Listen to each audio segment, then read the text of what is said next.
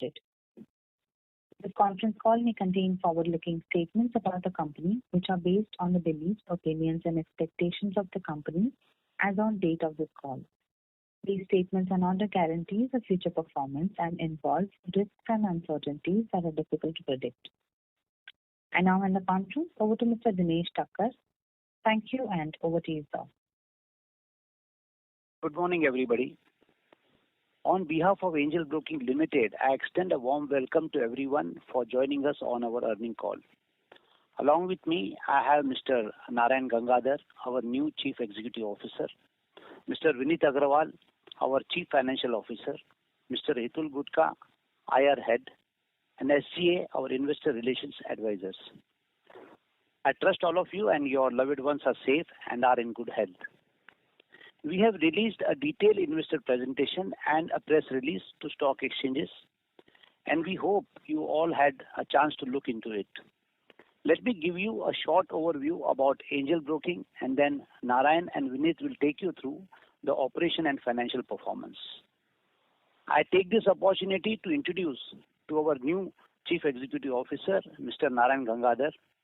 Narayan, MS in Computer Science by qualification, has over 2 decades of global experience leading technology businesses at top-tier Silicon Valley companies such as Google, Microsoft, Amazon, and Uber. He brings with him tremendous amount of operating experience in leading highly disruptive business by driving innovation in product technology, capability building, process automation.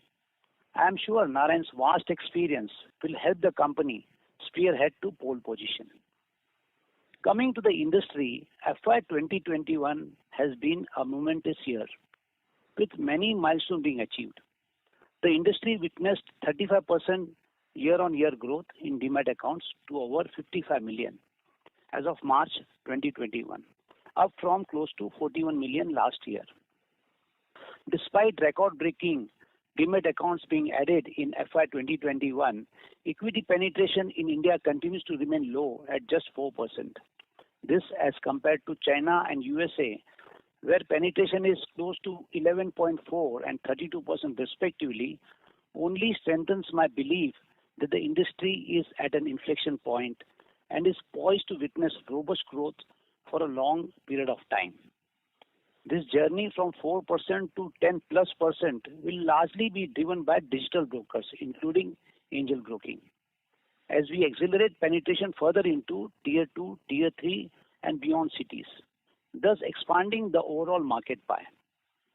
This strong growth in demat accounts have also translated into corresponding growth in active client base on NSE, which grew by 75% on year-on-year basis, close to 18.9 million as of March 2021. A significant 73% of this incremental active client on NSE in FY 2021 were by the top 5 digital brokers, with Angel Broking being in the top quartile of this fraternity. Share of top 5 digital brokers in overall NSE active client steadily increased to 47% as of March 2021 from 19% as of June 2019. As a result, share of individual investors in cash and F&O segment has risen considerably over the last 5 years. Amongst the growing digital brokers, Angel Broking experienced strong momentum in FY 2021 and achieved many milestones, some of which are as follows. We clocked our highest ever cross-client acquisition in the financial year at close to 2.4 million, a growth of 322% over the previous year, thus more than doubling our client base within a year to 4.1 million.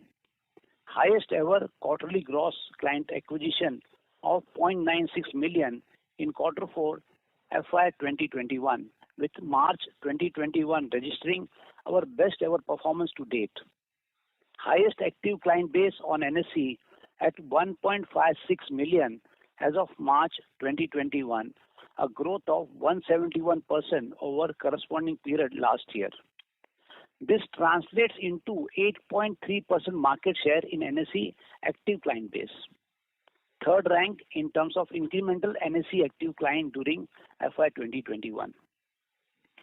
We managed 5 million trades in a single trading session with an aggregate of 671 million trades during the financial year.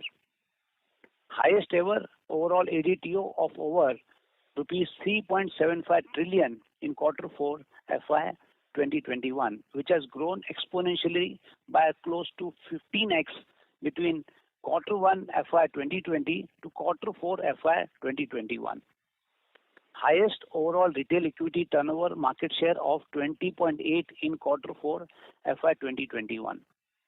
During the recent quarters, 90% of our clients acquired are under our flat fee tariff plan, which have grown by close to 18x over Q1 FY2020 to Q4 FY2021. These flat fee clients continue to dominate our ADTO with a 93% share in Q4 FY2021.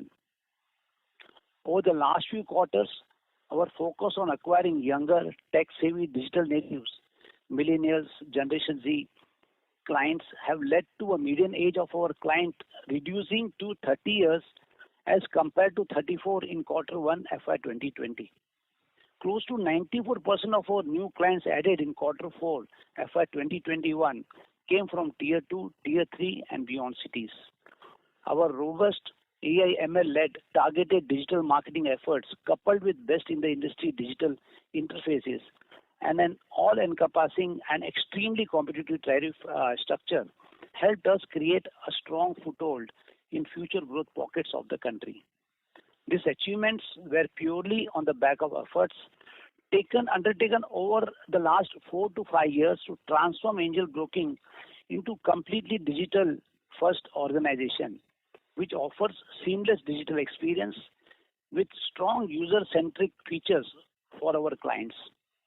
Amongst the many initiatives, embedded artificial intelligence and machine learning based algos across all processes from client acquisition to client engagement and servicing are at the heart of this digital transformation, and the application, while gaining significant momentum, are yielding extremely encouraging results both operationally and financially.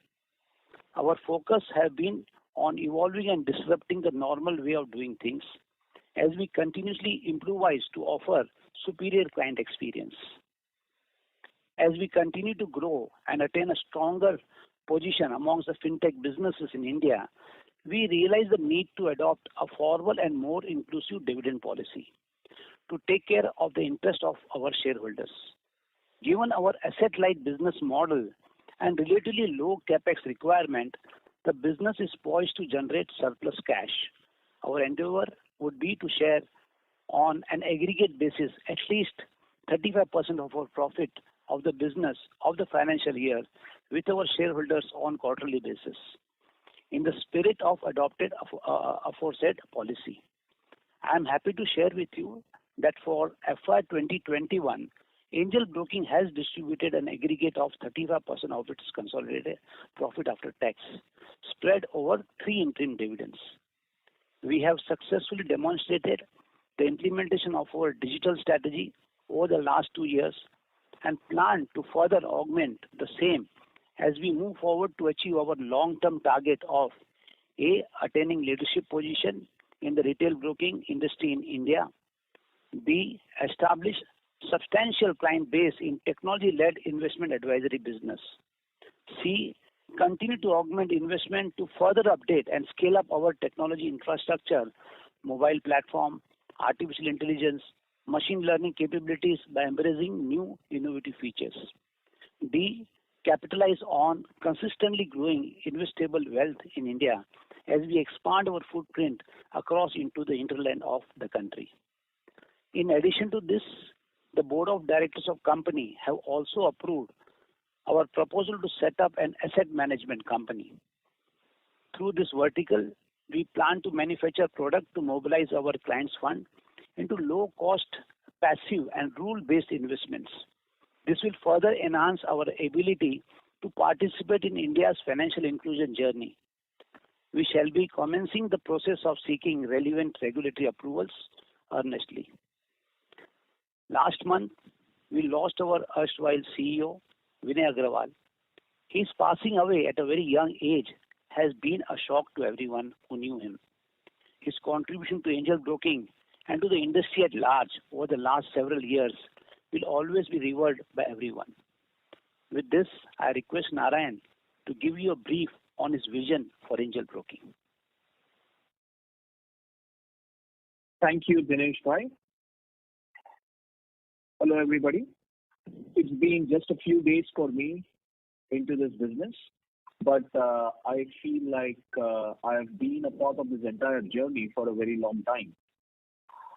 As Dinesh Bhai has already articulated our key milestones that we achieved in the last financial year, I want to mention that all of this is possible due to his foresight and agility. And that is ingrained in the DNA of every Angelite. Robust digital processes have facilitated us to gain a 17.6% market share in incremental demat accounts in Q4 of FY2021, which means 1 out of every 6 demat accounts which are opened in the country during this period were with angel broking. Now, this feat was achieved due to our extremely intensive and targeted strategies. Our efforts have paid rich dividends as we experienced phenomenal growth of 18x and 12x in client addition from Tier 3 and Tier 2, respectively, over Q1 of FY2020 to Q4 of FY2021. We drive client engagement with a strong zeal to educate them on various nuances of the stock market, the unique features of our products and services, along with the latest news on the stock through our digital advisory platform, etc., thus empowering them to make more and more informed decisions. Our growing client base and superior engagement led to a multifold expansion in our turnover market share across all segments from Q1 to Q4 of FY2021. Our broking platform managed a healthy share of 20.9%, 25.5%, and 16.3% in the retail industry turnover across F&O, commodities, and cash segments, respectively, in Q4 of FY2021. My vision for Angel is to be India's most largest, most trusted, and most revered fintech company.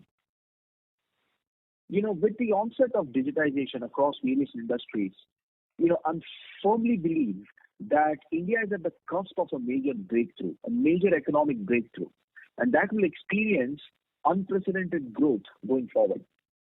Now, this growth is largely fueled by tech-led innovations across many sectors. The broking industry has adopted digitization of various processes, client acquisition, client advisory, engagement, etc. But as more aspects of this wealth creation industry get digital, I'm firmly convinced that wealth tech will permanently change the way investing has been done, and Angel will lead this charge. Today, the industry has access to world-class talent, rapidly improving infrastructure, high degree of innovation, and one of the best regulatory frameworks to support future scale and growth. At Angel, we have already embraced this change over the last few years, and our FY2021 operational and financial results are a testimony to this. We are fully geared to capitalize on the huge growth opportunity of the wealth tech industry with our continuously evolving platform and client journey. Our endeavor is to be the first choice fintech partner for every Indian as they scale their wealth creation journey from start to retirement to beyond. I'm completely convinced that as the industry dawns a new era, angel broking is best placed to garner a significant share. Dinesh Bhai, along with our late CEO Vinay and score of other angelites, have been working tirelessly to make Angel one of India's best tech companies. Being continuously featured as a great place to work over the last 5 years is a validation of these efforts. I now invite Mr. Vineet to take you through our financial performance. Thank you, Narayan. Good morning, everyone, and I once again thank you all for joining us today. I will take you through the financial snapshot for the quarter and for the year gone by. As explained by Dinesh and Narayan, we delivered an exceptionally strong performance on all operating parameters, which also translated into strong financial results for the quarter and the financial year. Our quarter 4 performance first. Our quarter 4 performance reflects the strong momentum we have so meticulously built over the last few quarters, and it further strengthens our resolve to enhance stakeholder value as we grow the business profitably. We reported total gross revenues of rupees 4,189 million in quarter 4 of financial year 2021. That is 33% higher over the previous quarter. The peak margin regulations, though, have had some impact on the business, but we have clearly been able to offset that impact with significantly higher client activity. Strong client addition of 960,000 clients coupled with robust growth in turnover at 3.75 trillion, trades aggregating to 218 million, and a fledgling client funding book which clocked a sequential growth of 69% to average at 9.6 billion are some of the key drivers for our financial performance during the quarter ended 31st of March 2021. The quarter 4 financial year 2021 revenue is bifurcated as follows. Gross broking revenue accounted for 68% of our total gross revenues. Interest income, which includes interest on our client funding book and interest from deposits, accounted for 15%. Depository income contributed 6%. Income from distribution of third-party products was 1%, whilst other operating income contributed 9%. F&O, cash, commodity and currency segments comprised of 60%, 33%, 6% and 1% of the gross broking income respectively. After paying commission to our authorized persons, 72% of our net broking revenue was contributed by our direct clients, whilst the balance net broking income was attributed to the clients of our authorized persons. Since we have been adding clients at a very brisk pace over the last 2 years, the net broking revenue share of our clients who are less than 2 years on our platform continues to remain high at about 72% in quarter 4 of financial year 2021, whilst the balance is contributed by clients who have been for more than 2 years on our platform. On net broking revenue under the flat fee plan, continued to witness strong momentum, having grown to a significant 72% of our overall net broking income from 47% in quarter 1 of financial year 2021. At the same time, the share of net broking revenue from the traditional plan in the total revenue pie has been reducing consistently from 50% in quarter 1 of financial year 2020 to 17% in quarter 4 of financial year 2021. Strong activity in cash segment aided 5% growth in our net broking revenue from the traditional plan. Since we witnessed 87% sequential growth in our gross client acquisition during the quarter, there was a corresponding increase in our other operating expenditure as well. Also, we spent a higher amount on technology and software, etc. during the quarter to further strengthen our systems. We continue to witness robust operating margins at 49% for the consolidated business in quarter 4 of financial year 2021.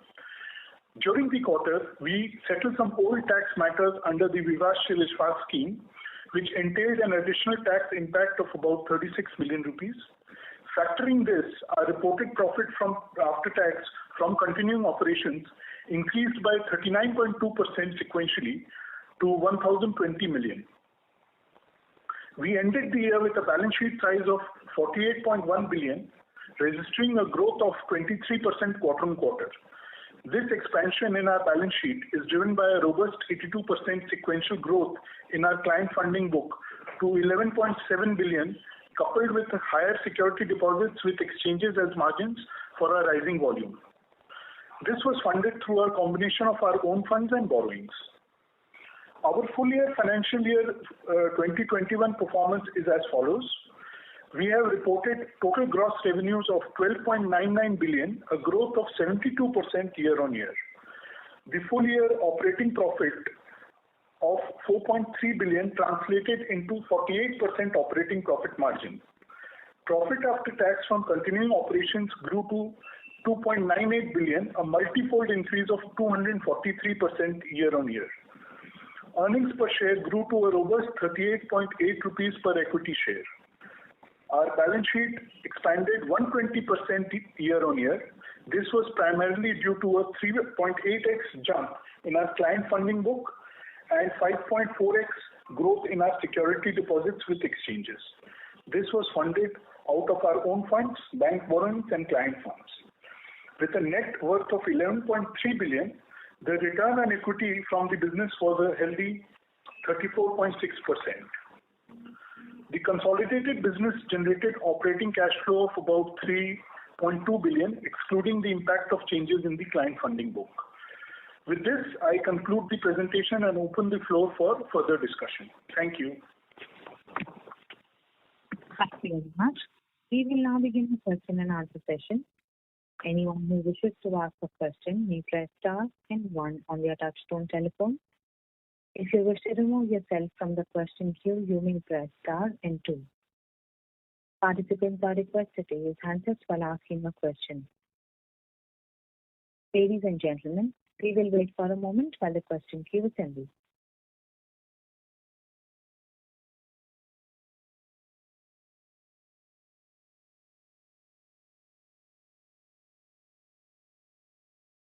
The first question is from the line of Rakesh Jujjuwalla from AlfAccurate Advisors. Please go ahead. Good morning, sir. First of all, good morning, Dinesh bhai. Congratulations for a good set of numbers. I have two questions. One is basically strategy related question. As Narayan has explained that vision is to be the largest and also to be the best. So overall, if you have over next 2-3 years, because I'm not asking 5 years, because in technology things do change rapidly. How do you see any terms of the business change? Do you think any significant changes in business in terms of the business mix, in terms of the as you go more digital, in terms of the spreads, and therefore final in terms of the new verticals contribution to the overall business? So can you give some color on how do you see the business shaping up over the next 2-3 years? Yeah, sure. See, Rajesh, very good question. See, first of all, our focus is to become leader in this stockbroking industry. And what we are seeing, this industry is getting expanded due to contribution from digital players like us. So we see a great potential in stockbroking business for immediate future. But parallelly, we would like to become a platform company where we are able to offer lots of other financial services to our customer. So that will take its own time to contribute in revenue, because what happens when you are getting into a new line, suppose for example, we got an approval from board to set up AMC. Now to go for regulatory clearance and set up business, it will take around 2 years. And it takes around 1-2 more years for it to contribute to top line and bottom line. So for next 2-3 years, our focus would be to get maximum market share from stockbroking business, to get maximum market share in mutual fund business, and to get some inroads in insurance business on digital platform. Everything is on digital platform. So if I take a view of 3 to 5 years, majority of the revenue will come from broking, because we are seeing a huge growth in stockbroking business. Even if we start any new business, because of limited kind of exposure initially, to build a base and to grow on that, so that base is able to contribute significant amount in our revenue, will take some time. But nevertheless, our attempt would be to get market share across all financial services. Primarily 3 to 5 years, I would say we would see big growth in stockbroking. Over there, I am not seeing any kind of separation of margin or any huge hurdle or in competition, which we feel that we may not be able to address. So already we have been successful in transformation in stockbroking, and we have a kind of like good grip on this business. So we are expecting in 2 or 3 years we'll be able to achieve a leadership position in stockbroking. I see. And you mentioned about the mutual fund and insurance. So can you give a little bit details in terms of the strategy to get more market share in these two verticals? Yeah. First, we are focusing to create multifunctional app where we are able to sell mutual fund and insurance on the same app platform that we have. Currently, we have 2 apps, Angel B. Hello. Hello. Hello. We would request the participants to please stay connected as the line for Ganesh sir got disconnected.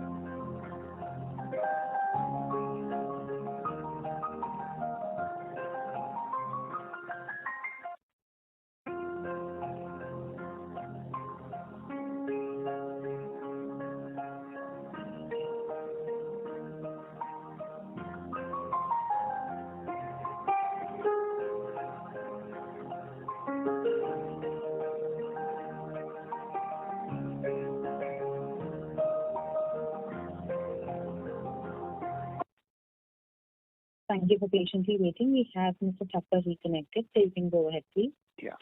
So Rajesh, coming to your question, so our approach would be for distribution, trying to we will make this our app multifunctional app, so it becomes easier for a customer when he is trading or investing with us to buy other products.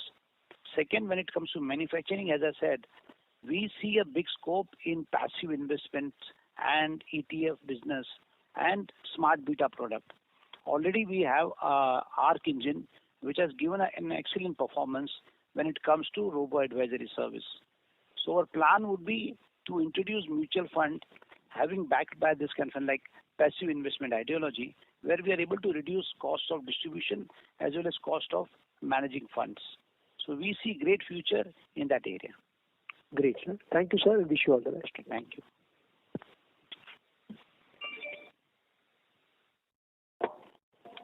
Thank you. The next question is from the line of Nilesh Chitani from Envision Capital. Please go ahead. Hi, sir. Good morning. Thanks for the opportunity. Am I audible? Yeah, you're audible. Yeah. So my first question is on the advertising side. What are we have created most of the platforms, products, even the brokerage offerings are now in place. But what are we doing on acquisition side, acquiring new clients? So are we doing a lot of advertisements, tie-ups, activation, and what are our plans going forward? See, Nilesh, on this acquisition side, we have created lots of AI/ML-led acquisition plans. We have tie-up with engines like Google, Facebook, YouTube, who help us to get to that target audience which is relevant to us. Currently, we don't spend on mass media like TV, newspaper and all that. It's more of a targeted kind of branding activity that we do. So when it comes to targeting people into tier 2, tier 3, over there, we prefer going into that social media platform, what they are using for their day-to-day needs. And that is how we are able to get visibility as well as acquisition from the target audience. So we have been increasing spend on branding side, but it may not be visible because we don't spend much on mass media. But overall, our budget in terms of increasing branding expenses and all that continues. What would be your exact spending in terms of revenue on advertisement? On advertisement, as I said, now it is mixed with performance marketing. So I don't have a separate number for that. Okay. Understood, sir. So my next question is on the flat fee. Pardon me for my lack of information, but what is a flat fee? Can you please explain the economics of the same? Yeah. See, like traditional plan used to be when you trade, so broker is to charge percentage based on your trading volume. Mm-hmm. Now, model is that based on your order size, we just charge 20 rupees for intraday and for your carry forward trades, and 0 for your delivery trades. So immaterial of size of your order, it can be 1 lakh, 50,000 to 5 lakh to 10 lakh, whatever. Per order, we will charge 20 rupees if you are trading in cash intraday or FNO segment. But if you are taking delivery, it is absolutely free. Understood. And so my last question was on the growth side coming from tier 2 and tier 3. So what I've observed on the presentation that a lot of growth for us has come from tier 2 and tier 3 cities. Just wanted to understand the trend in the market. So the other players like Zerodha, Upstock are also seeing a similar kind of growth in these tier 2, tier 3 cities, or is Angel doing something different, which I would like to know? See, we are not privy to their data because they are not a listed peer. But what I understand, trend would be almost like similar, if it is not same. See, what has happened after this digital kind of an India campaign, it has become easier for millennial coming from tier 2 and tier 3 to have an access to market, to make payments, onboarding for this services, and plus they get lots of education and awareness on social media. So people like us, digital players, who are able to give access to this kind of audience, they are getting a huge inflow. So what is important is to understand is that, like if you look at our model, 90% of the customers that we acquired in Q4 was from tier 2 and tier 3. So these are the people like who are educated, well aware about now this product through social media, and these are the people who are getting first job, and they don't have any kind of avenues to put their saving into risk-free asset, because hardly they'll get 5%. So they are getting sufficient premium for the volatility or the risk which is associated with this asset class. So that is where I am seeing these digital players, across all digital players I would say, almost pattern would be same in terms of acquiring customer from tier 2 and tier 3, because there it is not viable to have a physical office or a relationship person and make business profitable. So I see a huge opportunity for digital players to acquire customer from tier 2 and tier 3. Thank you. We would request the current participant to please come back in the question queue for any follow-up questions, and we have several participants waiting for their turn. The next question is from the line of Kashyap Zaveri from MK Investment Managers. Please go ahead. Yeah, thank you so much for the opportunity and congratulations for the amazing numbers for the quarter. I have few questions. One, on the client acquisition side, our gross addition of clients throughout the year was almost about a million odd. But if I look at active clients, addition was limited to less than half of that. Now, when we look at our strategy of digital advertising, targeting tier 2, 3 customers, town customers, youngsters, it seems like activation is taking a bit of backseat over there. So would you change your targeting of customers in that fashion, or is the strategy fairly working well for you at this point of time? That's the first question. Second is on your flat fee plan. Does in this kind of fees environment share in aditio become a bit irrelevant? But let's say market share in trades which might be smaller in size, still may be more relevant in terms of revenue per customer. And that brings me to the third question is that what's your strategy on revenue per customer side alongside the client acquisition strategy that you mentioned? Yeah. So on your first question, that number of customers that become active, that is an industry trend from beginning. It is not that because of tier 2, tier 3 or because of digitization, less people are becoming active. Look at industry trend, always it has been in the region of 35 to 38% customer become active or whatever we acquire. But business model goes that we have to spread our net wide, and whatever customer we get, we try to create nudges and awareness so that more and more customer become active. So our activation ratio is around 38% to 40%, which is far better than industry standard.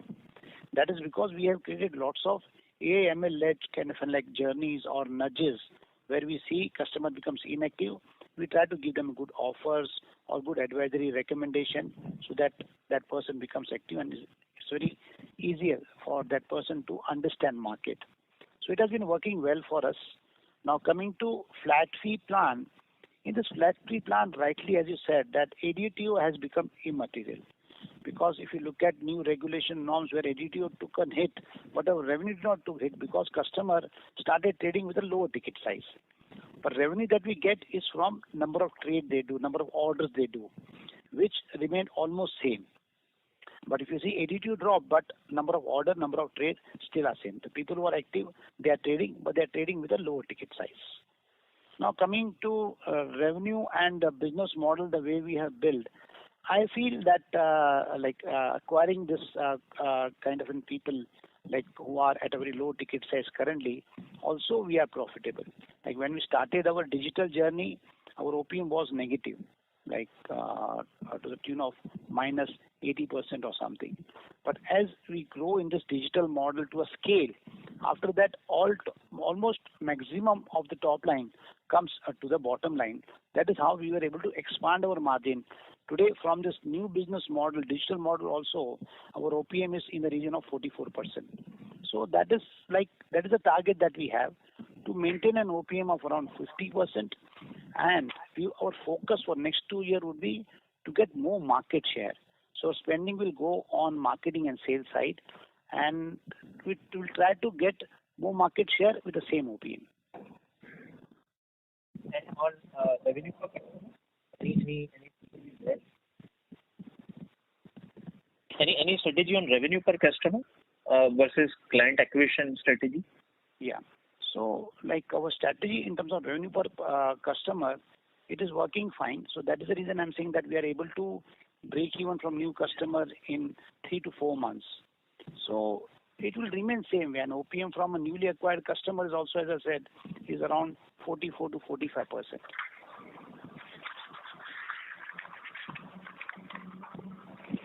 Sure. That's it from my side. Thank you. Sure. Thank you. The next question is from the line of Prateek Poddar from Nippon India Mutual Fund. Please go ahead. Yeah. Hi, sir, and congratulations for a great set of numbers. So two questions. One thing which I noticed was that, in your presentation, you talk about 1 crore downloads, whereas we have only 40 lakh customers. So I didn't understand where is this 60 lakhs? Is that an incremental opportunity for us? That's question number one. The second question is to Mr. Gangadhar. He talked about his vision being, the largest and most revered fintech company. I just wanted to ask him what is needed to achieve this, and what are the timelines for this. So when I meant by what is needed is in terms of investment, capabilities, what is really required for you to get to that phase where you become the largest and revered fintech, and how do you define or in what time frame do you want to reach that? These are the two questions. Thanks. Yeah. So one on download, what happens, many customers, they download the app, but then they realize that, okay, this is more about stock broking or investment, and they don't become active. So there is an opportunity. We'll try to sell something else that would be their requirement. So today, like currently our focus is on stock broking. So all nudges and intelligence has been created to check whether a customer wanted stock broking service, investment or mutual fund and all that. We are trying to make our journeys more intelligent to understand what else can be offered to same customer who are not become active. So does that mean, sir, so sorry if I may interrupt, that, you talked about a super app, right? Creating a super app. Will that mean that, hello? Yeah. Am I audible? So you talked about super app, right? In the beginning, you talked about creating a super app to sell insurance fund and other products. Yeah. Does that mean once you do that, this becomes a big size of opportunity for you and your customer client acquisition, which is today only limited to the extent of stockbroking, increases materially, and then the client acquisition engine or the pace at which we acquire clients will further go up once you integrate the super app or create that super app? Yeah, so it is like work in progress. So as you rightly said, that once we are able to make this as a multifunctional app or a super app, it gives us opportunity to cross-sell to the same set of customers. So we will be creating lots of journey where customer who comes on this app can find some other solution for what he had downloaded the app. So that is one of the opportunity. Second is that people who are already engaged in stockbroking, for them also it becomes easier to browse and check what are the other services that we can offer. Not only that, with intelligence that we'll build, we'll be able to predict that what kind of services we can offer and handle this customer so he finds value in the same app. What happens when one app becomes popular or is user friendly, customer would not like to download 5 or 6 apps. They would like to see whether they can get more services on the same app. That is an opportunity that we are exploring. Now coming to your question of largest fintech, what I said, largest stockbroking firm, and we would like to work out a way to become a preferred fintech company. So let me put it in perspective. So largest, when it comes to becoming a largest company in stockbroking, our vision is that we want to achieve this pole position in next 2 years. Second, parallelly when we are building this multifunctional app or super app, we would like to see to give more services on the same app. So this journey will start from a company having one app for a product and moving towards a platform where it becomes a part of ecosystem where we are able to integrate services of people around us who wants to offer their services on our platform. So that's the journey which will take some time. It is work in progress. First step that we have taken is that applying for AMC license. So when you apply for AMC license, mutual fund industry is a big industry. And we feel there is a big disruption which can happen by offering passive investment fund and smart beta product. Already we have ARC in place, which we have tested for last 2 or 3 years. We have seen excellent performance. So we would like to start this journey with applying for AMC, get AMC, and continue to be distributor of mutual fund and insurance on our main app.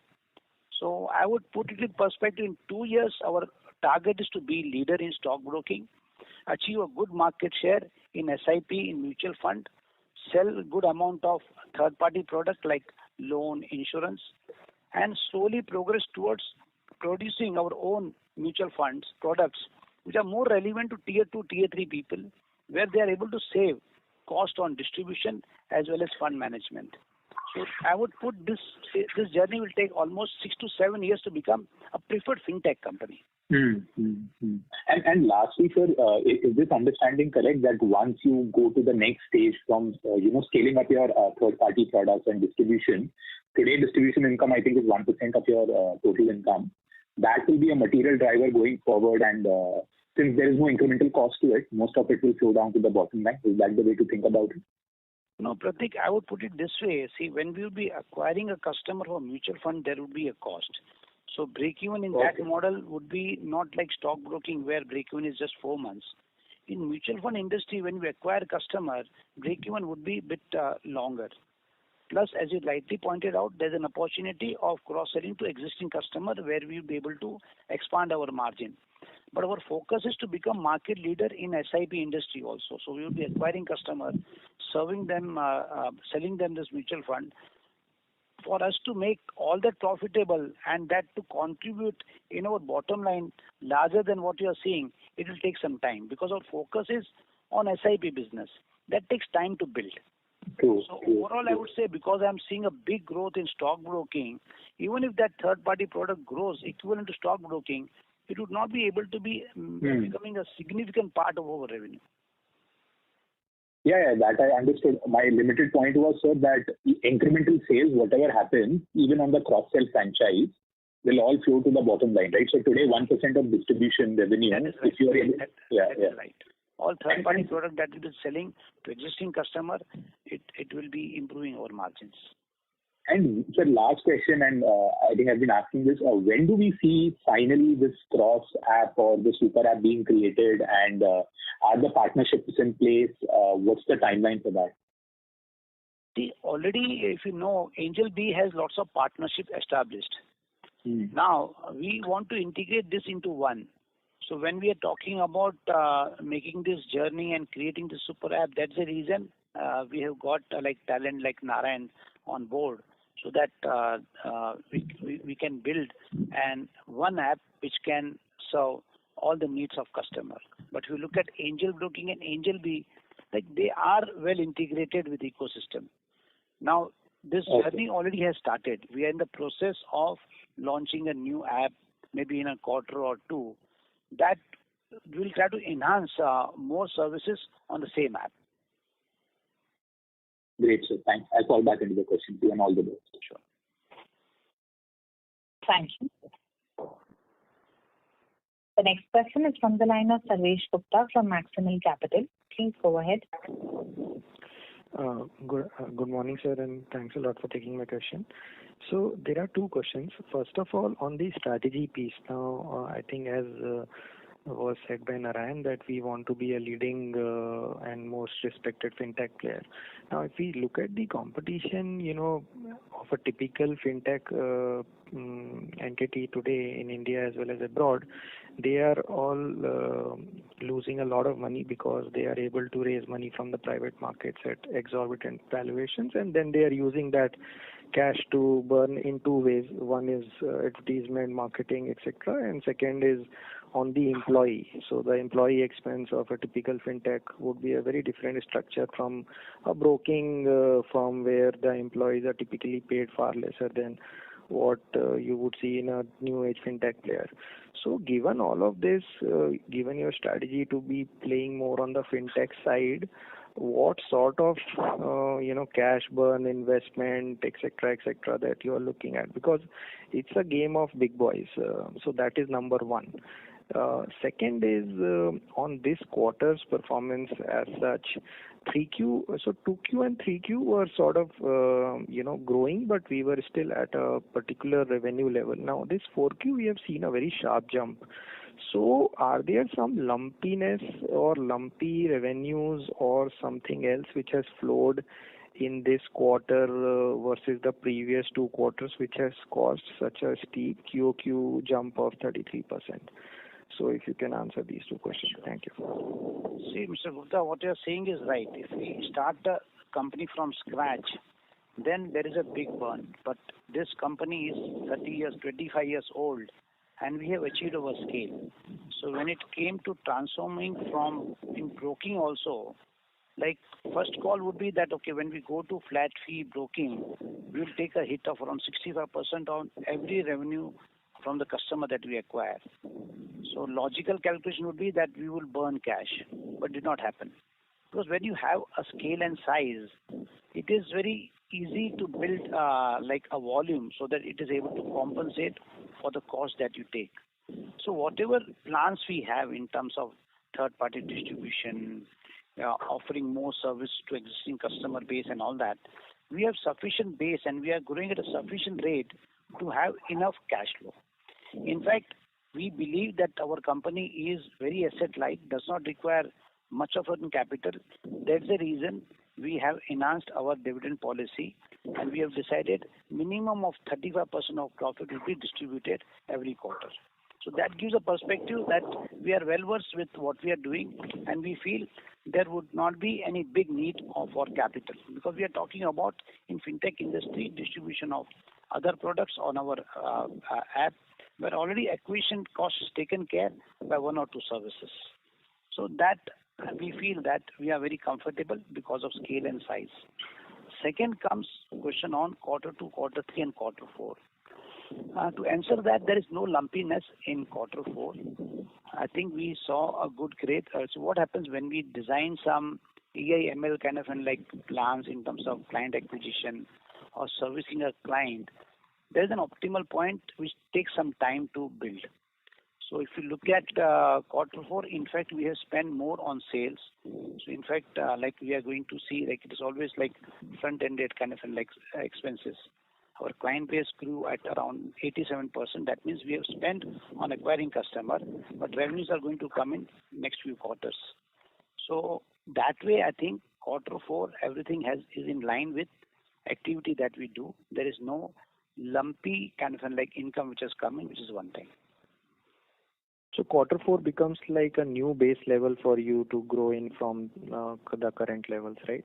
Instead of yes, you can take that because Q4 we acquired around 960,000 customers, and our run rate, I think we are confident to achieve that run rate in future. Okay, sir. Thanks a lot, and I'll join back in the queue. Sure. Thank you. The next question is from the line of Mathani from Vittimarketsapp. Please go ahead. Yeah, hello. Thanks for the opportunity. Sir, I wanted to understand that the AMC move that you are talking about, the entire AMC business, and you mentioned that you want to be a manufacturer of the low-cost passive funds. While I understand your entire thinking behind that philosophy, you've mentioned the timelines being 2 years and then 2 more years to sort of scale up in that business. Whereas the setup costs in that business are high and there is distribution and brand, it's a distribution and brand-led business. And the fact that, you're looking at the markets that you are, customers require, conversation around these products because they're still new or they're first timers probably in that segment. So I really want to understand that what is the thinking here. Firstly, that why allocate capital in this area? Because it's going to take time. By that time, the entire industry would have shifted. A lot of ETFs, etc., already sort of coming into the marketplace. So what is the entire philosophy behind the AMC? Yeah. So if you look at like AMC business for past 2-3 years, performance was coming better from passive management, and there was a big cost which were going into active management as well as distribution. So being into like a digital businesses and having ease of like acquiring customer from tier 2 and tier 3 and serving them, we thought it is better that, see, when we're talking about platform, I'm not talking just selling our AMC product. Like we built Arc engine, which were able to give a far better performance and was able to beat market performance in even worst market conditions. So we have tested that engine. So there are two things which makes AMC successful. One, good performance, selection of good stocks and all that, which is again, like as I said, AML led. It is all based on some robotics. It is not humanly selection of stock. So we tested this engine for last 3 years, and we have been publishing the number of performance of ARC, if you see, since IPO. So that if you see, even in that COVID time also, we were able to get better returns. Second thing is distribution. The two things which are required: one, performance, that we are confident, that we know and we have understood AIML-led kind of selection of stocks. It's not just ETF, but we will try to create our own smart beta products. Second is distribution, the way we are able to penetrate deep into tier 2, tier 3, where I think to serve low ticket size, digital is the only way. So we see a big opportunity. Our calculations shows that we will be able to break even faster than many competitors who don't have a distribution, a kind of a digital distribution that we have. So that makes us confident that this is far more kind of a like wise approach when we are talking about becoming a platform selling all other AMC plus AMC where we believe. Sure, sir. Thanks. My second question is, sir, do you guys reveal the CAC, the cost of acquisition per customer? And could you mention the tech investment in terms of the absolute cost you have incurred in FY21, 20 or over the past few years? And how did you manage to get Mr. Narayan from a very different background to come into this? If you could throw some light on that. Thanks. So, like we don't reveal cost of acquisition and how much do we spend on that. I think Narayan would be the best person to answer. Why did he select Angel? That is what I always wonder. We selecting a candidate, that's a different thing. But Narayan selecting Angel broking is really like a big achievement for Angel. Narayan, if you can answer that question. Yes. Thank you, Dinesh bhai. So for me, there were three key drivers for selecting Angel. The first is the vision that Dinesh bhai has for the whole company and for the whole industry is extremely transformational. It's very inspiring. And when you look at the company, the journey of the company over the last 25 years, you know, they've constantly made a series of bets and stayed ahead of the curve. So this is a company that knows how to innovate. This is a company that knows how to operate at the next level in a very professional manner, that knows how to make the calls and, you know, make that manifest destiny happen, if you will. That was the first most important thing that drew me to angel broking. It's really the sheer vision and the magnitude of that thought process in my conversations with the executive team and Dinesh bhai in particular. The second thing is that this market is ripe for disruption. In many ways, the market is very, very similar to a large-scale platform play that you see very much like Amazon or very much like all the other fintech companies in the Bay Area. You know, they're all about leveraging a platform building the platform which we can leverage and launch future services on. So to me, this is just a starting point. In many ways, it is just, you know, I always tell my team, we're just very young right now. We're just getting started because quite frankly, in the next 10, 12 years, there is going to be so much in the way of new services that the customers are going to demand. There is going to be so much in the way of new data science and machine learning and AI algorithms that are going to come and create those transformational experiences that you're going to see a massive, massive growth in the whole sector.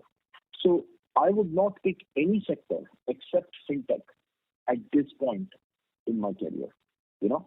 So when I look at the sector and I look at the company and the team that has been built at Angel, I feel blessed to be here. So do you think that you need to hire more people on the tech side, or the current team serves your requirement? Narayan, you can answer this. I think I'm. Yeah. Okay. Yeah. I'll address that. I think we lost Narayan. So sorry to interrupt. I'm dialing out to Narayan, sir. The lines are disconnected. We would just the participants please stay connected. I'll be joining back.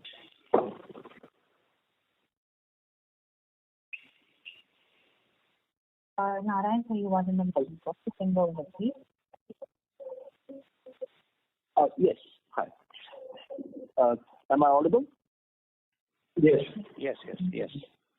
Excellent. Yeah. So your question was, you know, would this require a big investment on the tech side? And you wanted to understand, I guess, about the state of the current team, correct?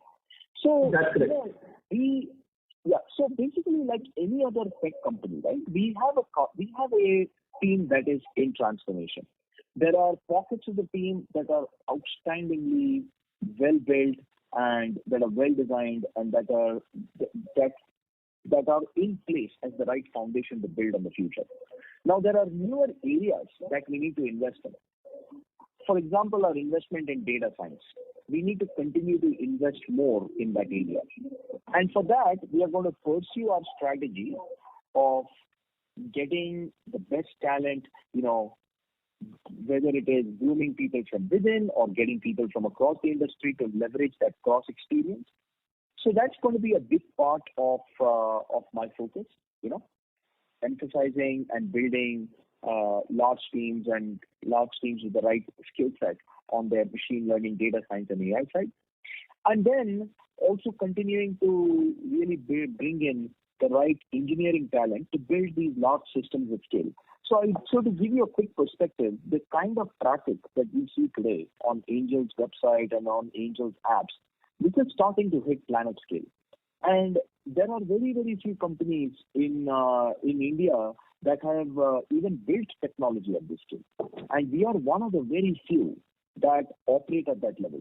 So it's not even fair to say that we are, I look at Angel already as a fintech company. To me, the question is, how do you take it from where it is today to a 10x level? And that requires really designing the next gen systems, which you see at companies like Uber and Google and Amazon and things like that. It's basically at that league is where we need to operate, and that requires bringing in the right set of new talent and fresh blood. So that's the holistic answer to give you that perspective. Thank you, Rodan. I'd ask if you reveal the tech investment number in an absolute figure for 21 or 20. Could you share that number, or that's not possible?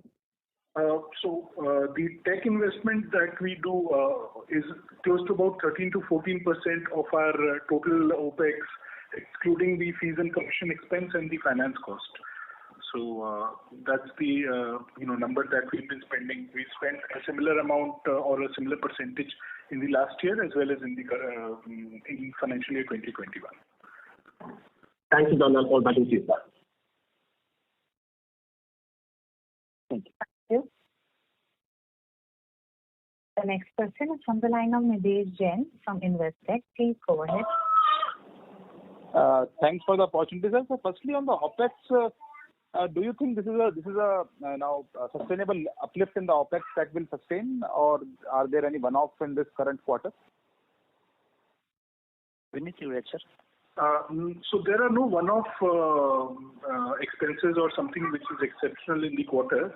The increase in the OPEX during the quarter has been largely due to the increase in the client acquisition. As I mentioned in my speech, we've added close to about 87% more clients quarter-on-quarter, and that's the reason why we see an increase in the OPEX.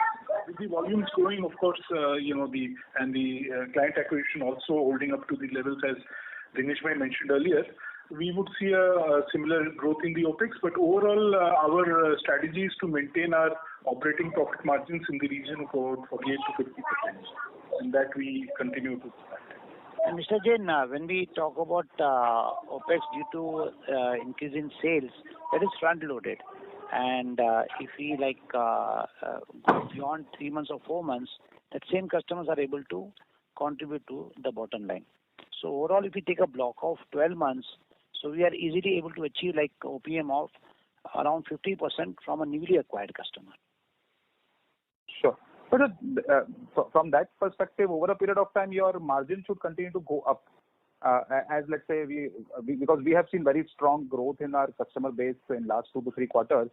If that tapers down, then in that scenario, our operating margin should increase significantly, because our OPEX is linked to new customer acquisition, while revenue is linked to the stock of customers that we have. Right. Mr. Jain, you are right. But as I said in the last call also, that our focus is now to maintain this operating margin and spend more on innovative product and acquiring more market share. So when we spoke about getting in more about talent to develop product technology and all that, so we would like to, for 2 years, to spend that additional OPM in that areas. Sure. And secondly, sir, can you just share some color on the behavioral aspect of the customers that you acquired last year? How many of those customers are still active with us in Q4? How is the churn rate in that customers that we are acquiring in the new flat fee structure? As I said, that newly acquired customer, after achieving the scale, are giving us a good OPM of around 44 to 45%. So we see expansion in this margin up to 50%. After that, as I said, incremental investment will go into new tech and all that. So we are happy with maintaining an OPM of around 50%. That is one thing. Second, for Q4, almost more than 90% people, investors were millennial and Gen Z and younger group. So our acquisition age of customer has dropped from 34 to 30. And when it comes to revenue in terms of OPM, we are seeing that OPM that we get even from tier 2, tier 3 is decent enough. It is in the range of what we are speaking about broadly about all the customer base. So what I see that going forward, like growth will come from tier 2, tier 3, primarily because of like digital reach. And because of digital, our expenses are really capped. It's not going higher than what we have taken today in terms of technology and all that. But benefit is that people from tier 2, tier 3 are able to enjoy access to the market in a similar way what metro used to get. And in terms of information also, we are spending heavily on content creation, on awareness program. So overall, I see a good kind of like growth for players like us, maintaining like profitability on newly acquired customers. And sir, on this mutual fund venture that we are starting, what sort of budget we plan to set aside for creation of this entity? If you can share some perspective on that. See, as I said that our board has approved forming of AMC and applying for that. So when it comes to applying and all that, then at that time cost is not very high, because it is more often like regulatory approvals and all that, which takes around 1 year. It is only after 1 year we would be investing on working out business processes. In that also, cost is not very high. Cost comes when you start marketing this product. That would be at the 3rd year. Okay. But any budgeting, any rough sense of numbers that you have built out now, or is it too early to say? Too early right now to put numbers, but it's not very significant. Significant Sure. to whatever capital and profits we have. Sure. Yeah, that's it from my side. Thank you, sir. Thank you. Thank you. The next question is from the line of Akshay Ashok from Dalal and Broacha Stock Broking. Please go ahead. Yeah, hi, congratulations on a good set of numbers.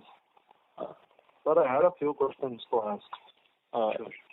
Yeah, so this client addition numbers, what you are doing, like 3 lakh clients have added in April, right? So this kind of run rate, will you be able to maintain going forward?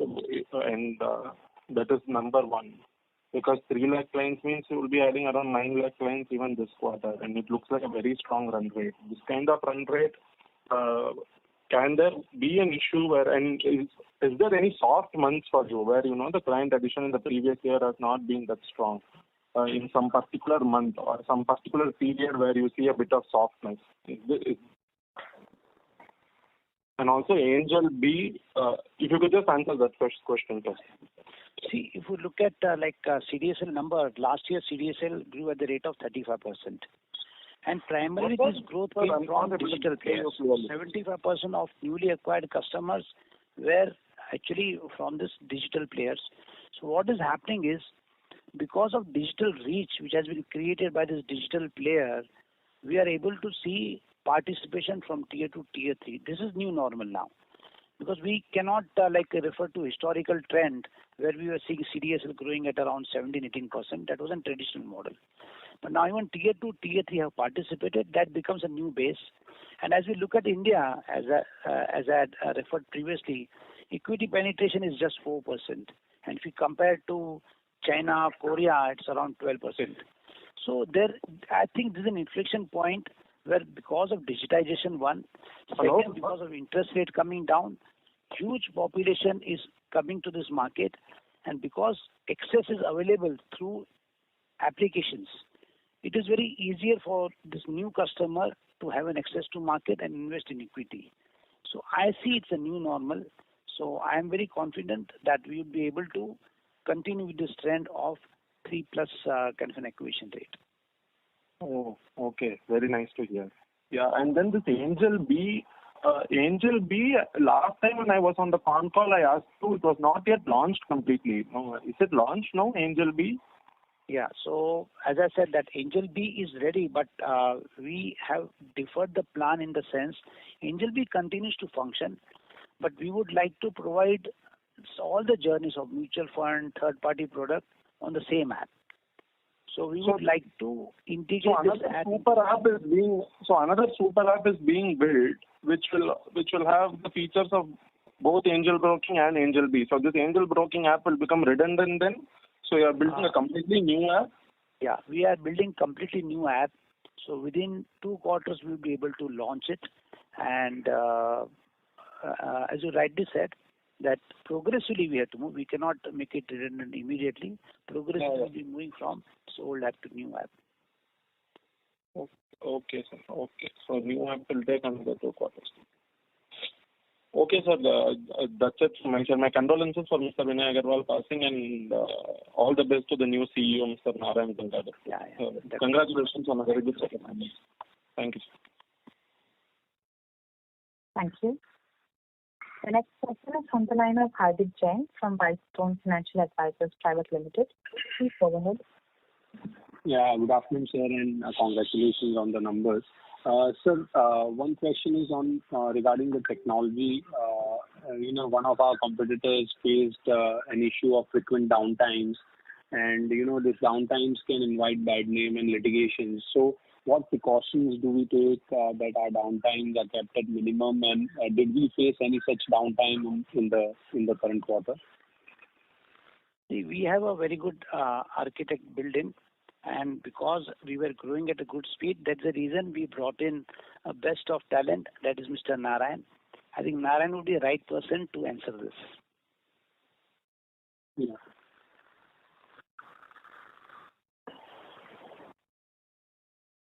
Hello. So as Dinesh Bhai mentioned, there is we built a set of processes and systems to ensure that the downtimes and errors were addressed pretty adequately, and also within the right time, so that the system will always operate at 3 nines reliability. So what has happened over the last several months is, as systems have become more and more mature, you are now starting to get to a scale where these new processes and these new tools that we have built and launched, they are now starting to hit that next level of maturity. So what I see in the coming months is that the app will continue to there is going to be a renewed focus on the stability of the systems. There's going to be a renewed focus on the reliability and availability of all our platforms, not just the app. And that ultimately is going to result in a much, much better trading experience on our platform. So the team has come up with a very good strategy that is in place. Some of these changes are going to happen within the next 6 weeks. Some of them will happen within the next 12 weeks, and some of them will happen over the course of the quarter. So the way I'm planning it is, I'm looking at this from a point of view to get the entire app operate at 4 nines reliability. 4 nines means under a few minutes of downtime every week. So that's really our goal. That's our true North Star, and we are firmly well placed to get there. Okay. And my next question is, sir, in this flat fee plan that we offer to our customers, please pardon my ignorance, do we charge any account opening charges or any recurring or annual charges to our customers, or it is just on the trade? It just depends on the executed order. See, charges are only for flat fee. Apart from there are DP charges, there are regulatory charges and all that. Apart from them, that Demat account what they open, that we charge annual fees. Vinit, if you can just clarify on that front. Yes. So we charge 20 rupees per month DP maintenance charge. Beyond that, whatever are the regulatory charges and exchange-related charges are only levied over and above the 20 rupees that we charge per order for intraday and derivative trades. And for all other delivery trades, there are no broking charges. Okay. And what will be our yield on the margin book that we run? What is the kind of yield that we get on an annual basis? So on the margin trading funding book, the interest that we charge to our clients is 18% per annum, and our typical cost of borrowing is close to about 9%. So our yield is about 9%. Okay. And what is the kind of own cash that we have on the books currently, which is of course invested in either margin funding or with the exchanges? But what is our own liquid fund as of today? As of 31st of March, the own cash on the balance sheet is close to about 850-900 crores. Okay. Okay. And just one last question, sir. We always mention that, we mentioned that 72% of the net brokerage income comes from the flat fee customers. If we see it on a gross brokerage, percentage would be much lesser. Would it be around 50%? Yeah, sorry, if you can just repeat that question, please. So percentage of net brokerage, 72% of the net brokerage comes from the flat fee customers. But if we see the percentage of brokerage on gross brokerage, would it be around 50%? Yeah, that would be in that range, yes. But see, as we have moved to a flat fee broking plan, and as we have been repeatedly saying that our dominance is on the flat fee broking plan. So, 90% of the clients that we've been acquiring over the last few quarters are under the flat fee plan. So this number is going to just go up quarter on quarter. The dominance of the flat fee broking plan. Thank you. We would request the current participant to please come back in the question queue. The next question is from the line of Anil Sarin from Centrum Wealth Management. Please go ahead. First of all, excellent job done at Angel Broking. It was ahead of at least my expectation, the fourth quarter performance. So congratulations on that. Thank you. Most of my questions have been answered. Just one thing on the CAC. I mean, fine, you don't, for competitive reasons, you don't want to talk about the CAC, but you mentioned that break-even happens in 4 months. I was interested in knowing, when do you recover it? Breaking even is when you start making incremental money. Recovering, the payback is when everything that was spent in acquiring a customer comes back as gross profit. How many months or more than a year does it take for that to happen? See, like Anil, in digital market, what happens, major cost is cost of acquisition. Otherwise, systems are running, and whatever incremental business we get, there is no incremental cost apart from just e-sign, KYCs and all that. That is also like a small portion. So for us to become profitable in the similar customer would not be more than 4.5 months maximum. And life cycle of the customer, almost we have seen, they give good revenue for next 5 years. Okay. So that I think is if you can recover everything within a year, so you have an excellent CAC ratio. Very happy to see that. Thank you very much. No more questions. Thank you. The next question is from the line of Amit Jeswani from Stallion Asset Management. Please go ahead. Hi, sir. Majority of my questions have been answered. First of all, congratulations on a good set of numbers. Dinesh, you've been in the business for the last 25 years. My question is about competitive advantage. We've seen many cycles. We've grown, we've degrown. This time again, you have an opportunity. You have a strong market. You have a strong platform. This time, sir, how will you create a large competitive advantage that even though there is a bear market, which of course will come, we will be relevant in the game? Amit, my experience in this market is that, see, first of all, this market is cyclical. So one has to understand and accept that fact. And second thing is that because of experience of 25 years, we are able to build a very robust model where we focus more on being connected to user and understanding his changing needs. And change has to happen before customer asks for that. So that is always our competitive advantage. I cannot number what is the competitive advantage today, but I would say we will be relevant in all transformation because we are focused on users' need. We never say that we are into digital disruption or we are into e-commerce. We are here to serve our customer in the best possible way which delights them. So now if you look at competitive advantage, I would say always be focused on your user. Whatever changes they want, we need to create that resources before time. So I would say endurance and having a sharp eye on changes which is happening and opportunities that are getting created is an edge that Angel has always. Right.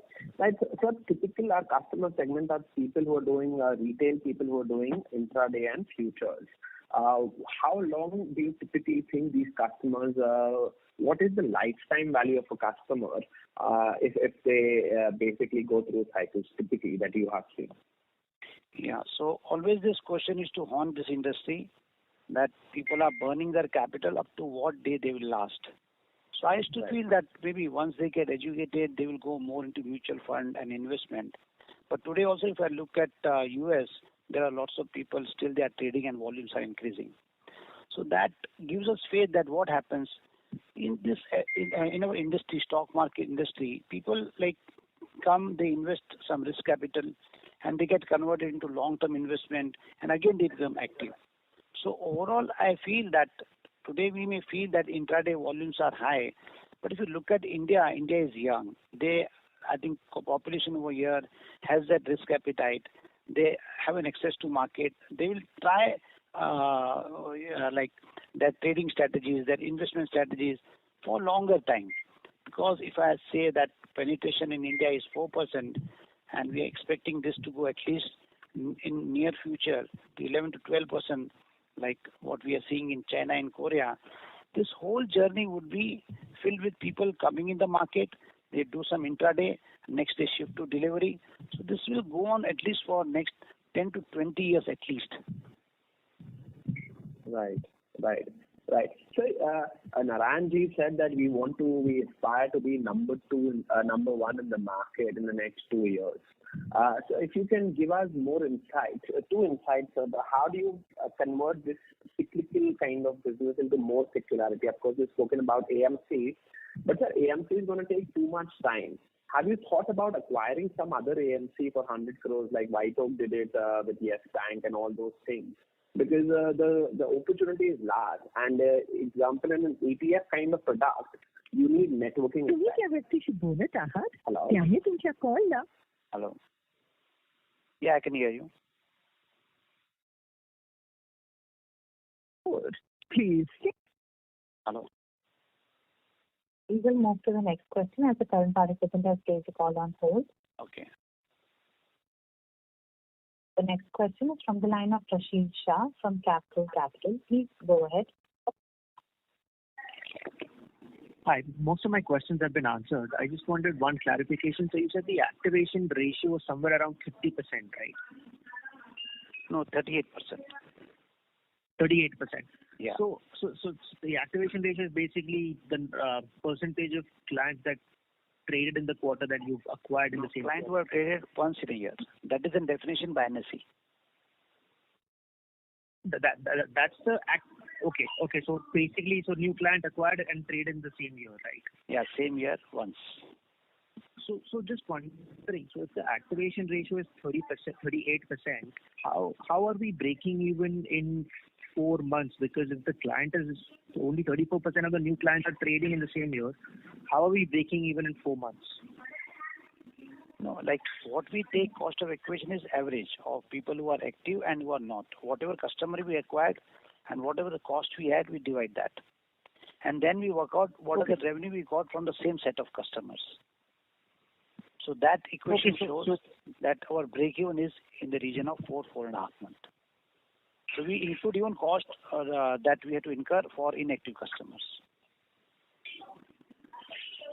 Okay, and how long would a new customer take to mature? See, like new customer, as I said, that it is not that one customer becomes active and remains active forever. There are like different set of customers who become active across the year. So when we track revenue that we get from new customer, we take averages from all new customers. That is where I said that we are able to break even in 4.5 months, and this same set of customers will last at least for next 5 years in terms of giving revenue. They last beyond even 5 years, but what we are tracking in terms of lifetime value is up to 5 years they are very active and they give good amount of revenue.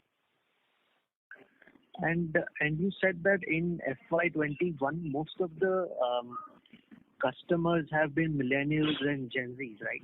So yeah, right. Basically under the age of 30, more like 25, 30-year-olds, right? So Gen Z would be around say 25, 26, and then when I talk about 30 plus would be millennials.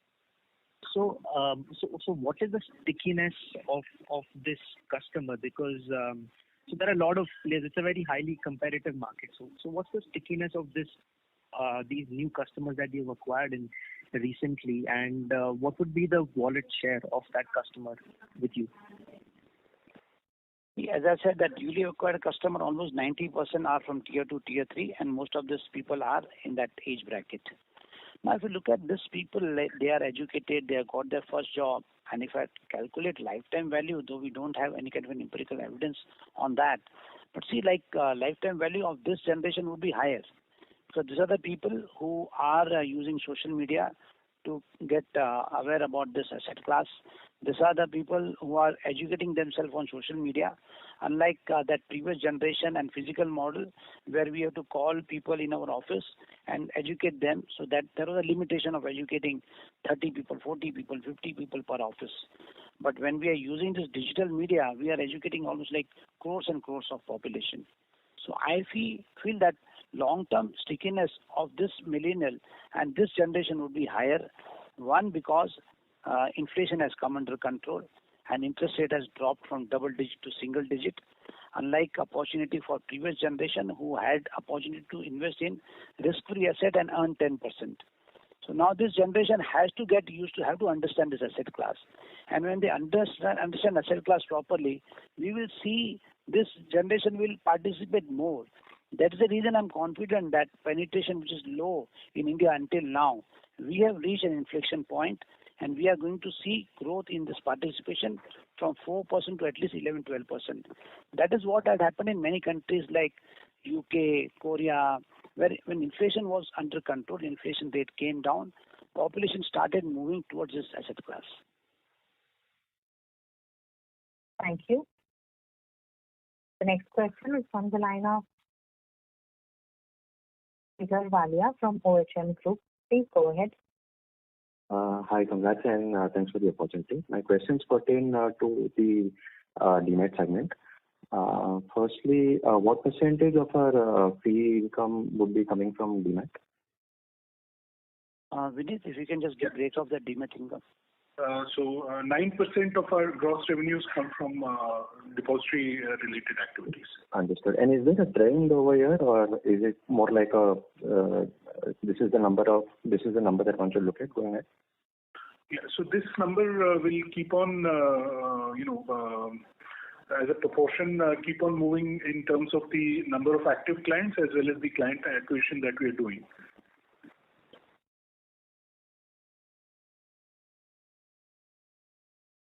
Hello. Thank you. The next question is from the line of Vikas Yadav from Monstoot Ventures. Please go ahead. Hello. Good morning, sir. Yeah, morning. Thanks for good set of numbers. But actually, I want to ask that what is the revenue of Q1 cohort to the recently added Q4 cohort revenue? Do we have any breakup on that, Vineet? No, we don't have that number as of now. We are not sure. Okay. Okay, you don't have. If you look at, as I said, margins and quality of customer, no, I don't see much of a difference. Actually, I want to understand that life cycle of a customer, how revenue per customer will go, how it will trend. Yeah, so this is what I was saying, that it is too early to comment on this, but gut feeling says that revenues that will generate from this generation would be a bit higher than what we have seen in previous generation. Because if you look at this generation, they are using digital app, okay, which remains on the app. Previous traditional model, what is to happen, once they discontinue, then they lose their contact number of RM, dealer is attrited. Over here, it is easy for us to nudge a customer, give him some kind of a notification to become active. So overall, my gut feeling is that revenue that we get from this generation who are using digital app would be much higher than what we got from previous generation. Okay.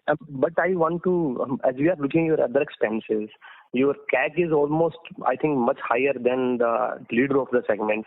So how are you trying to address this? Or another thing I want to ask that whether this CAC, whatever you are spending, let's say X, whether that is trending down because of word of mouth and all this. As I said that we want to maintain market share, so we try to maintain that cost of acquisition.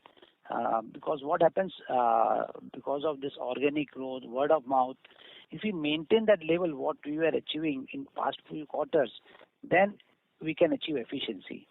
If you look at quarter 4, we took a jump. We are acquiring almost 87% more customer than what we acquired in quarter 3. That means we are trying to innovate on areas of how to acquire more customer, keeping same CAC. My last question is that Amit was asking that why don't you acquire some of this, one of the asset management companies, the smaller one, such that you can scale it very fast, because some of your competitors are already scaling it so fastly that if you start after maybe 2 years, then it will be quite a lag. That's a good question. One, we always believed in disruptive model. We would not like to pay any premium for old model.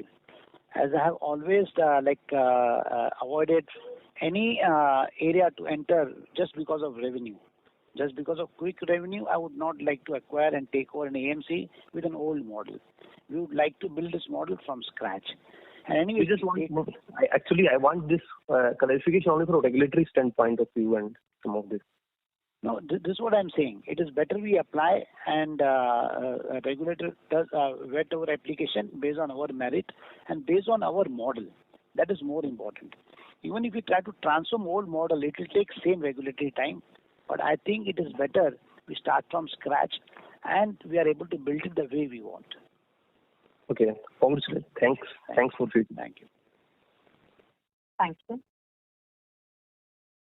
That was the last question. I would now like to hand the conference over to Mr. Dinesh Thakkar for closing comments. Thank you. There is a tremendous growth opportunity for us, as you heard. As we penetrate deeper into country and acquire more clients from Tier 2 and Tier 3 and beyond cities, growing population of mobile, tech-savvy Gen Z, millennials will be a key driver for this growth. Our role in this growth opportunity will be in facilitating them to invest in the right and most appropriate manner. Best-in-class product suite at a simplified pricing places us competitively in the industry. Parallelly, we are also expanding our product and service bouquet over the next couple of years, which will significantly add to our future growth. With Narayan on board, I am sure that you will witness a lot of new technological transformation in times to come. Thank you everyone for joining us today on this earnings call and wish you all good day ahead. Stay safe, stay strong. Thank you. Thank you. On behalf of Angel Broking Limited, that concludes this conference. Thank you for joining us and you may now disconnect your line.